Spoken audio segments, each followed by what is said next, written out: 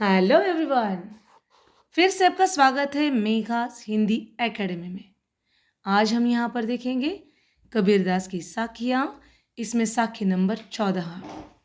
बहुत सारे अलग अलग ज्ञान के साथ फिर से आपसे मिल रहे कबीरदास की साखियों में।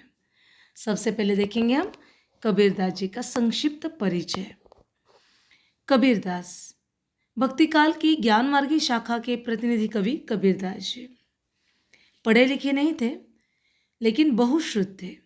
उन्होंने जो कुछ कहा अपने अनुभव के बल पर कहा। कबीर की वाणी बीजक नामक ग्रंथ में संकलित है। इस रचना में कबीर द्वारा रचित साखी, रमैनी एवं सबद संग्रहित है।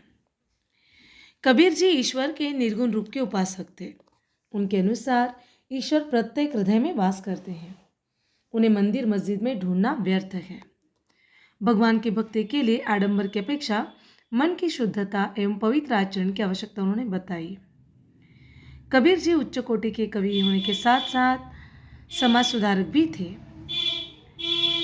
उन्होंने अपने काव्य के द्वारा धर्म एवं जाति के नाम पर होने वाले अत्याचारों का डटकर विरोध किया। ऐसे ही कबीर जी पढ़े लिखे नहीं थे। कबीर जी सुधारक पहले थे और कवि बाद में। कबीर की भाषा को सदुकड़ी भाषा कहा जाता है, जो कि उसमें 5 भाषाओं का मिश्रण दिखाई देता है। ब्रज, पंजाबी, खड़ी बोली, अवधी आदि अनेक भाषाओं का मिश्रण में मिलता है। ऐसे कबीर जी हिंदी साहित्य के महान विभूति थे। उनकी कविता में क्रांति का स्वर, समाज सुधार की भावना और एक सच्चे भक्त की पुकार हमें देखने के लिए मिलती है। तो यहाँ पर कबीर जी ने भक्ति कैसे की जानी चाहिए, कैसी भक्ति को सच्ची भक्ति कहा जाएगा, ये आज की साखी के माध्यम से हमें बताने की कोशिश की है। तो चलिए देखेंगे आज की साखी में, अर्थात साखी नंबर 14। साखी नंबर 14। माला तो कर में फिरे जिभी फिरे मुख माही। माला तो कर में फिरे जिभी फिरे मुख माही। मनुआ तो दहु दिसी फिरे यह तो सुमिरन नाही। मनुआ तो दहु दिसी फिरे यह तो सुमिरन नाही। अब देखिए, जो कि हम बार बार साखियाँ देख रहे थे, थोड़े थोड़े शब्दों के अर्थ हमें समझ में आ रहे होंगे। तो माला अर्थात हमेशा जो मणकों की माला होती है, जिसका प्रयोग ईश्वर का नाम स्मरण करने के लिए किया जाता है, तो वो माला। तो यहाँ पर अर्थ क्या बताया है, देखिए व्याख्या में पहले देखेंगे हम। व्याख्या, प्रस्तुत साखी में कबीर जी कहते हैं कि अगर आपका मन प्रभु की भक्ति में नहीं लगता है तो फिर हाथ में माला लेकर घूमना, मुख से प्रभु का नाम लेना बेकार है। अगर प्रभु को पाना है तो हमें एकाग्र होकर उनकी भक्ति करनी होगी। इसी बात को स्पष्ट करते हुए वे कहते हैं कि माला तो कर में अर्थात हाथ में घूमती रहती है, जीभ तो भगवान का नाम स्मरण करते हुए मुंह में घूमती रहती है। लेकिन जिस मन को स्थिर करने के लिए इतना सब किया जा रहा है, वही मन 10 दिशाओं में घूमता रहेगा तो यह सब करना व्यर्थ है, दिखावा है, एक तरह से ढोंग है। ऐसे दिखावे की भक्ति करना व्यर्थ है। ऐसी भक्ति या नाम स्मरण को सच्चा नाम स्मरण नहीं कहा जाएगा। बहुत ही सही बात उन्होंने बताई है। देखिए आज फिर एक बार ये दोहा अर्थ तो अभी हमने देखा।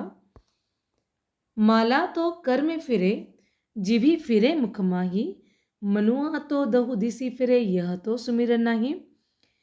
जो भक्ति करने वाला भगवान की भक्ति करने वाला जो भक्त है, वो क्या करता है, आडंबर के रूप में कहेंगे, ढोंग के रूप में कहेंगे। हाथ में मनकों की माला रहती है, मुंह में भगवान का नाम स्मरण रहता है, और यहाँ पर क्या है, जीभी फिरे मुख माही। ये जो जीभ है भगवान का नाम स्मरण लेते हुए घूमती रहती है। लेकिन जिस मन को हमें स्थिर करना था, एकाग्रचित्त होकर भगवान के लगाना था, वो तो मन कहाँ घूम रहा है, मनुआ तो दहु दिसी फिरे यह तो सुमिरन नाही। और वही मन 10 दिशाओं में घूम रहा है। तो ऐसे नाम स्मरण को यह तो सुमिरन नहीं, ऐसे नाम स्मरण को सच्चा नाम स्मरण कैसे कहेंगे, या फिर यह नाम स्मरण सच्चा नाम स्मरण नहीं है। तो देखिए बहुत ही सही ढंग से यहाँ पर बताने की कोशिश की है कि आडंबर क्या है, सच्ची भक्ति क्या है, ढोंग क्या है, पाखंड क्या है। जहाँ तक हम समाज में जहाँ घूमते हैं, अलग अलग मंदिरों में या फिर अलग अलग जगहों में हम देखते हैं, तो ये सिर्फ दिखावे के लिए होता है कि मैंने आज 10 मालाएं जपी, 20 मालाएं जपी या फिर उससे भी ज़्यादा। लेकिन आपका मन अगर एकाग्रचित्त नहीं है, एक जगह पर स्थिर नहीं है, तो आपका ये सब करना व्यर्थ है। तो यहाँ पर कबीर जी ने हमेशा की तरह हमें फिर से एक नया रास्ता दिखाने की कोशिश की है। तो आशा करती हूँ ये साखी आप सभी को बहुत अच्छी लगी होगी, पसंद आई होगी, क्योंकि ये अर्थपूर्ण थी। वैसे तो सभी साखियाँ अर्थपूर्ण ही हैं, लेकिन ये साखी हमारे रोज़मर्रा के जीवन में हमें समझ में आती है, दिखाई देती है, और कभी कभी यही पाखंड देखकर हम भी हंस पड़ते हैं। तो ये साखी आपको बहुत पसंद आई होगी। ऐसे नई नई साखियों को आप हमेशा जानना चाहोगे निश्चित रूप से। तो इसके लिए इस साखी के वीडियो को लाइक कीजिए, चैनल को सब्सक्राइब कीजिए, कमेंट बॉक्स में अपने कमेंट लिखना ना भूलें।